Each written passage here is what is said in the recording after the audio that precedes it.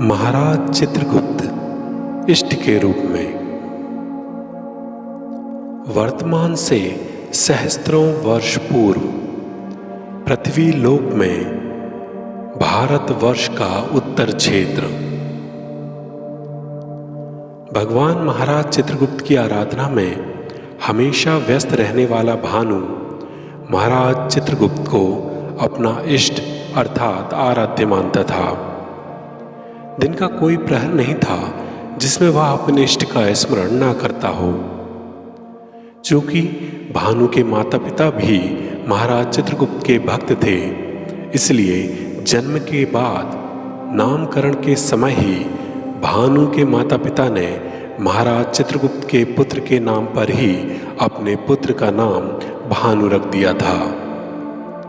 भानु अभी किशोरावस्था में ही था कि दैवी योजना के तहत उसके मन में अपने आराध्य भगवान महाराज चित्रगुप्त के दर्शन की लालसा जाग उठी। माँ, मुझे भगवान चित्रगुप्त के दर्शन करने हैं, भानु ने रात्रि का भोजन करते हुए सहज भाव से कहा। ठीक है पुत्र, कल सुबह चले जाना, माँ ने भी सहज भाव से ही उत्तर दिया। भानु को यकीन नहीं हो रहा था कि माँ उसे तपस्या करने के लिए इतनी आसानी से तैयार कैसे हो गई। शायद माँ ने ठीक से समझा नहीं। भानु ने मन ही मन सोचा, माँ, मैं सच में भगवान चित्रगुप्त के दर्शन करना चाहता हूं। भानु ने इस बार गंभीर भाव से कहा। इस बार साथ में बैठे भानु के पिता ने भी भानु की गंभीरता पर ध्यान दिया। कह तो दिया ना कि सुबह चले जाना। बहुत दिनों से चित्रगुप्त मंदिर गया भी नहीं है, इसलिए इच्छा हुई होगी कल सुबह जाकर दर्शन कराना। माँ ने भानु की थाली में रोटी रखते हुए कहा। नहीं माँ, मुझे उनके साक्षात दर्शन करने हैं, भानु ने अगला निवाला उठाने से पहले रुककर कहा। बेटा, साक्षात दर्शन ऐसे नहीं होते। तू उनकी आराधना करता है ना, वे हम सभी में विद्वान हैं। भानु के पिता ने अपना निवाला खाते हुए कहा। साक्षात दर्शन के लिए तपस्या करनी होती है और वह बड़े बड़े ऋषि मुनियों के लिए भी संभव है। वैसे भी तू अभी बहुत छोटा है। भानु के चेहरे की ओर देखते हुए माँ ने कहा। मुझे पता है माँ, इसलिए तो कह रहा हूं कि मुझे साक्षात दर्शन करने हैं और इसके लिए मैं तपस्या को जाना चाहता हूं। भानु अपना खाना खत्म कर चुका था, लेकिन यह सुनते ही पिता ने अपना आखिरी निवाला वापस थाली में रख दिया और थाली को दोनों हाथ जोड़कर प्रणाम कर दिया। भानु की जिद को उसके माता पिता बचपन से ही जानते थे, इसलिए वे दोनों चिंतित हो गए। पुत्र, जिद नहीं करते, अभी तू छोटा है, जब बड़ा हो जाएगा तब सोच समझकर फैसला लेना। माँ ने भानु को बहलाने का प्रयास किया। नहीं माँ, मैंने सोच लिया है। पहले भी कई भक्त हुए हैं जिन्होंने मुझसे भी छोटी उम्र में अपने भगवान के साक्षात दर्शन किए हैं। ये भी तो आपने ही मुझे बताया था। भानु ने अपने निश्चय को सही ठहराते हुए कहा। माँ उस रात की याद में खो जाती है जब भानु ने कहानी सुनाने की जिद की थी और उसे भक्त प्रहलाद और भक्त ध्रुव की कहानी सुनाई गई थी। पुत्र, ऐसे जिद नहीं करते। तुम्हारे बिना हम लोगों का क्या होगा? पिता ने अपनी ओर से अंतिम प्रयास किया। भगवान चित्रगुप्त है ना, वो तो सभी में विद्यमान है। वे मेरी भी और आपकी भी रक्षा करेंगे। भानु ने माता पिता के समक्ष प्रार्थना में हाथ जोड़ दिए। माँ और पिता भानु की निर्भय, दृढ़ संकल्पित एवं अनुपति की आस से भरी हुई आंखों को देखते रह गए।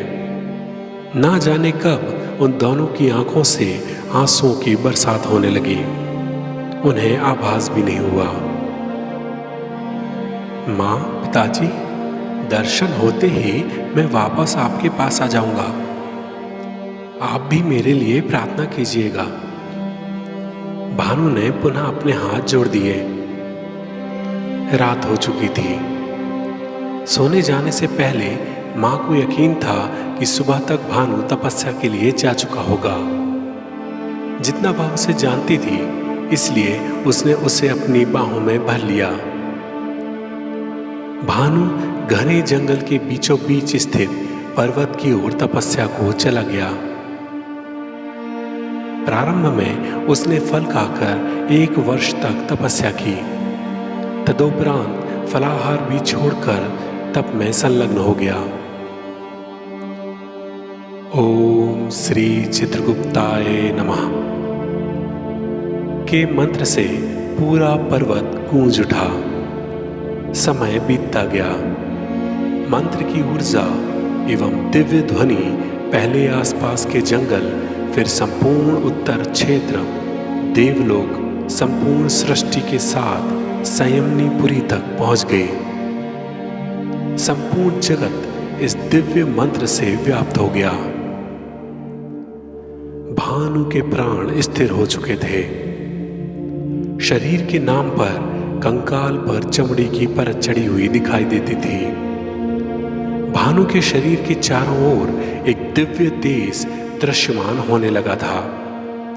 कुछ समय पश्चात वह दिव्य तेज एकत्रित होकर आकाश की ओर चल पड़ा। सभी लोगों से होता हुआ वह तेज भगवान महाराज चित्रगुप्त के समक्ष पहुंचता है। महाराज चित्रगुप्त, जो स्वयं इस क्षण की प्रतीक्षा कर रहे थे और प्रत्येक क्षण भानु के चित्त में स्थित होकर उसके इस उत्कृष्ट कर्म के साक्षी थे, अपने दरबार से अंतर्ध्यान होकर भानु के समक्ष प्रकट हो गए। सर्वप्रथम महाराज चित्रगुप्त के एक वरद हाथ से तेज निकला और भानु में समा गया, जिससे क्षीण हो चुका भानु का शरीर पूर्ववत के साथ साथ तेजोमय भी हो गया। हे पुत्र, आंखें खोलो, तुम्हारी तपस्या पूर्ण हुई। महाराज चित्रगुप्त ने भानु से कहा। भानु ने नेत्र खोल दिए। सामने भगवान महाराज चित्रगुप्त का सुंदर चतुर्भुज रूप दृश्यमान होते ही भानु दंडवत होकर प्रणाम करता है और स्तुति प्रारंभ करता है। भगवान चित्रगुप्त जी की स्तुति। हे भगवान चित्रगुप्त, आप मेरे इष्ट के रूप में इस स्तुति को स्वीकार करें।